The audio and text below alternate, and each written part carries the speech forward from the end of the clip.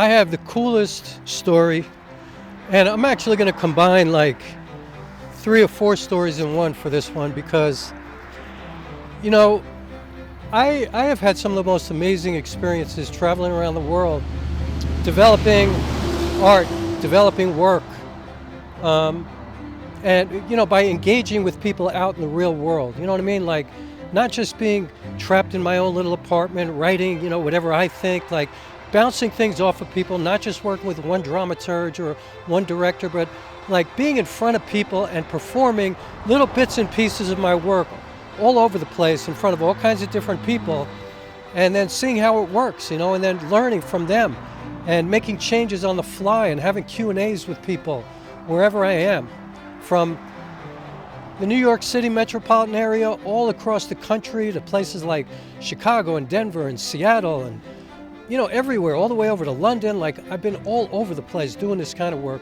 and I've had some of the most amazing experiences. And so the story that I wanted to share today is a story of, I did a show in Camden, England, and I was part of the Camden Fringe Festival. And I don't even remember the name of the theater. I actually was placed in a pub that had a big space in the back. And, you know, they had like 1 million shows. And people were doing shows in like airline hangars and some theaters, but mostly restaurants, cafes, things like that. So they were obviously very scaled down versions of your play. So the interesting thing is when I got to England, I happened to get there when something crazy was happening. So what happened was I was on the train. You know, I had gotten into Heathrow and I was taking the train to Camden, and I think it was Heathrow. Yeah, it was definitely Heathrow. So I was taking the train to Camden and I was asking people directions, which stop I should get off of for where my hotel was. So I asked this guy and he's like, "Oh, that's where you go? Like, definitely don't get off at that stop." And some woman sitting next to him was like, "Well, no, definitely get off at that stop. Do not get off at the stop after that." And he's like, no, get off at the next stop. Do not get off at that first stop. She's like, "Absolutely, I'm telling you, get off at the first stop.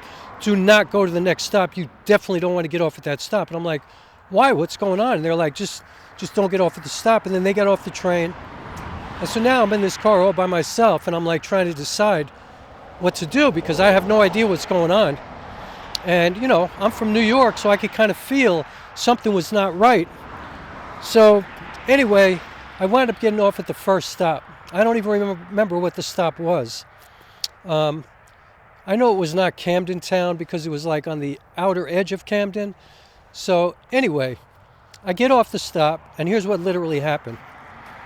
I walk up the steps to get off the train, and the first thing I see is a woman standing in front of me who gets hit in the face with a bottle. Like somebody literally broke a bottle in her face. And I'm like, oh my God. And then I look around and I see like fires everywhere and people running around. And I see cops with like, you know, those shields, those kind of, you know, things that are shielding them from people throwing shit at them or maybe shooting them or whatever. And I'm like, what the fuck? Like, what's going on, you know?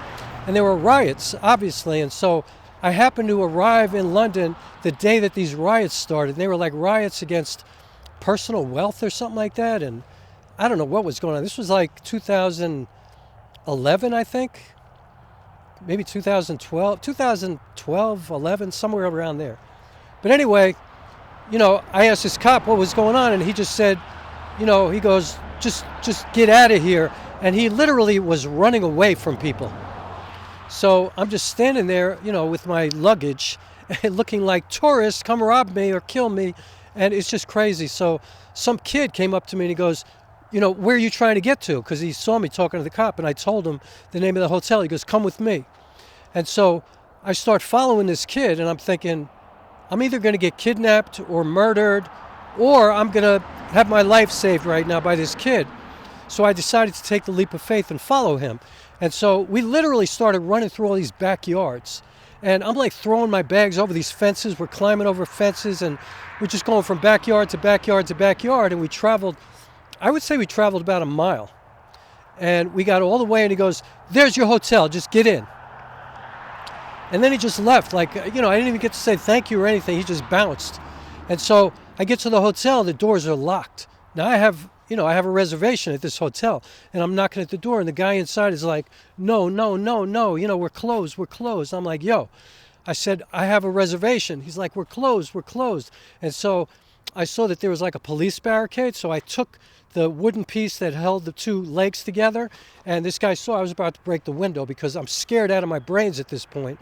And so they see me about to break their window because the door was just all glass, and they opened the door and let me in, and they showed me to my room, and I went upstairs, and I just like hid in the room until the next morning. I had no idea what was going on. So obviously I found out what was happening the next day.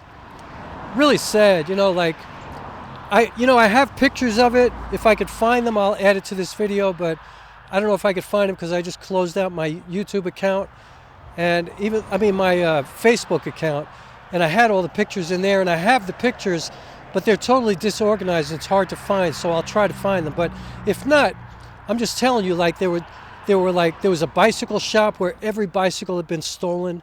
There was an Asian woman sitting outside of her store with a rifle. It was a Chinese restaurant. It was actually a Thai restaurant.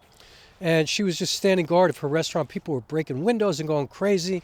But what was amazing was that the next day it was just like Camden as usual. There was a street fair. People were doing business. And then the riots would happen again every night. So anyway, I say all that to say, and by the way, that's not even the story I'm sharing. But the first 2 nights of my performances were canceled because there was a curfew. So the first part of this story is, and I shared this with my first season, so this is not the story. But I went in, I was told that the show was canceled, and I asked the head of the festival if I could at least go into the venue and rehearse. Because, I was like from New York City. I'm like, I want to just work in the venue. I'm not really afraid of the riots, So I was about probably a half mile from the venue, so I walked. She let me in, she gave me the keys, and while I'm rehearsing all by myself, some guy comes flying in, and he's like, please, can you perform the show? I just got to London, and I had tickets for tonight, so, I know it's closed, but could you just do it for me? I'm like, seriously? I need it, please.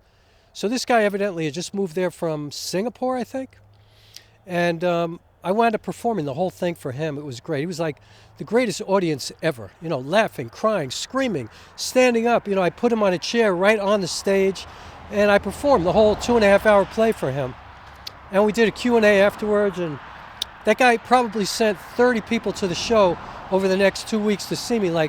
People would say, I can't even remember his name now, but I have a letter from him that I kept. But anyway, he sent a bunch of people to the show after that.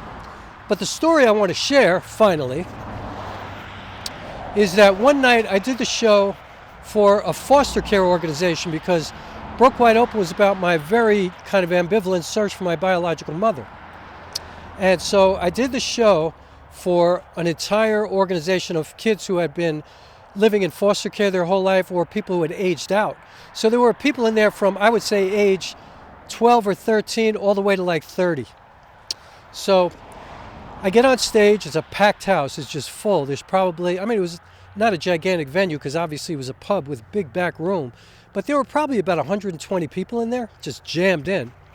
And there was a row of 15 or 20, the first 2 rows, 15 or 20 people were all these foster care kids, the younger kids from 13 to say 21.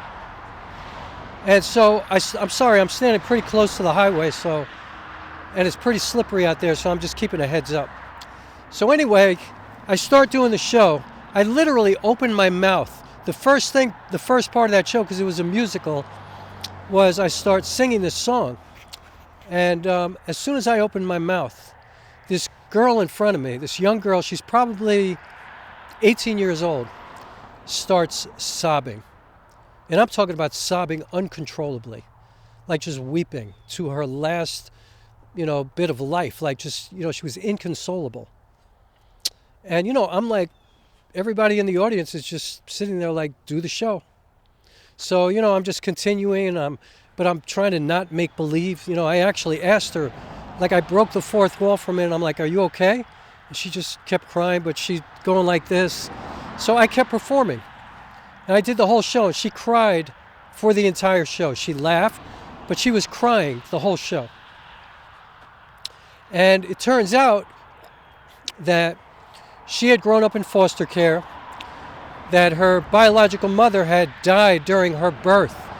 While she was being born, her mother died during the process of the birth, and she had evidently a very difficult pregnancy, and she had never said the word adoption out loud because she was never adopted, and she hated adoption actually because she grew up in foster care and she was never adopted, and it took a toll on her self-esteem, and she kind of, and I know this because we had a long conversation afterwards, and she said it like just made her feel like she wasn't cute enough as a kid, or good enough or whatever, because nobody would keep her because she was in and out of foster care in the system her whole life, and she was this beautiful young woman, and it just made me so sad. But she told me she got so much from it, and she said she looked at adoption differently because she got to know my parents who wound up adopting me a lot better. And so she said she had always looked at people who adopted children as like just transactional, just doing it for money. But I told her, I said, people who actually go through the adoption process, they don't get paid anymore. Like if you foster a kid, you get paid. At least in the United States, they pay you money. But then if you actually commit to a kid and you adopt them legally and they become a part of your family, you don't get any money anymore from the state. And so she was kind of astounded to hear that, and it made her look at my parents differently, and also she got to know them in the play. And I always tell people, it's hard to hate somebody if you get to know them. It's almost impossible. I mean, unless they're like Charles Manson or some shit like that, it is really hard to hate somebody if you get to know them, because we're all human. We all have so much in common. And so it was such a beautiful experience, and I actually rewrote a lot of my script from my conversation with that young girl. And so anyway, part of this story, and I'll end the video with this because I can go on and on with my experience in London, but for the first 2 days that I was there, I was performing in Regent's Park. I was living really close to Regent's Park, which is kind of like a Central Park. It's like a beautiful green park in the middle, right near Camden. And one day while I was performing, my lips are so dry, I'm sorry. One day while I was performing, a bunch of people showed up who were just walking through the park, a bunch of Brits, locals from that neighborhood. And, so they watched me do the show, and, we did a Q&A, and we talked about the show, and they gave me advice. And so fast forward 3 years from that point, I opened the show off Broadway in New York City at the 45th Street Theater. And all of those people were on my mailing list, so they followed my journey to that point. And so opening night at the 45th Street Theater, first of all, tickets were $85 a ticket that night. Because, no, what am I talking about? $125 a ticket that night, because I donated the money to the New York City Adoption and Foster Care Program, Children's Aid Society. And so every one of those people who saw me at Regent's Park that day, they bought tickets to come to the opening night. They came to New York City to see the show. They participated. We had a big dinner at another theater, Carmine's, which is this great Italian restaurant in Midtown Manhattan. There's actually one on 89th Street and Broadway too, which I think is better than the one in Times Square, but the one in Times Square is pretty amazing too. They donated all the food to this big dinner, this opening night celebration that we had, and all those people from London came. And by the way, every one of them were part of my fundraiser. I had this fundraiser called 500 Names, which was the money that I raised to be able to open at this theater, because, I produced the opening myself. And I raised almost $30,000. Every one of these people were part of that fundraiser, flew to New York, came to the opening night, donated to the Children's Aid Society. And what's more amazing than that? What could be more humbling in my life than something like that? I mean, it's amazing. It kind of restores your faith in humanity and art. And, they gave me an experience that I will never forget, and that makes me feel like I can never really complain about anything in my life, because I've had so many of these fantastic, magical, mystical kind of experiences. And so, life is filled with good things and bad things and difficult things, and and things that are, you know, seemingly coming out of nowhere that, you know, pour into us and, you know, kind of heal us, and so we have to take the good with the bad, you know. Like I was talking about in my last story, you know, the story about my father and him dying, and me looking at death as a beautiful part of life because of that situation. I mean, yeah. So that was my story of going to London and being in the Riots and doing my show and meeting these amazing people, and then them following me back to New York City a few years later. And yeah, pretty amazing, right? So please subscribe, and please hit the like button, and please consider joining my Patreon. I'm trying to get to 200 members by the end of April, which seems like a lot, but hey, you know, I always say, and I've been saying this since I was a little kid, where there's a will, there's a way.